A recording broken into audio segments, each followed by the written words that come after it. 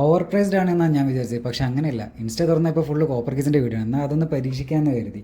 ഗ്രില്ലിലെ main items വെച്ചാൽ ഞങ്ങൾ തുടങ്ങിയത്. ദില്ലി ബട്ടർ ചിക്കൻ കബാബ് തകർത്തു. പിന്നെ ബീഫ് സീക്ക് കബാബ്, അതൊരു രക്ഷയുമില്ല. എനിക്കുള്ള ചിക്കൻ ലോലിപ്പോപ്പാണ് ഇദ്ദേഹം ഉണ്ടാക്കുന്നത്.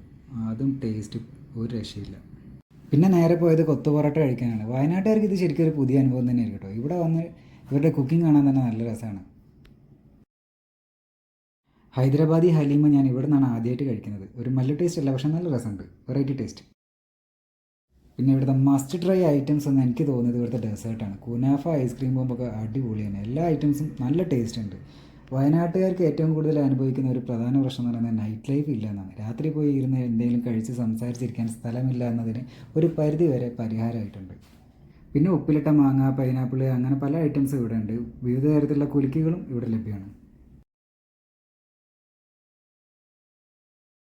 അപ്പോൾ കോപ്പർ കിച്ചൻ്റെ റംദാൻ സ്ട്രീറ്റ് ആരും മിസ് ചെയ്യേണ്ട. എല്ലാവർക്കും ലൊക്കേഷൻ അറിയാലോ അല്ലേ?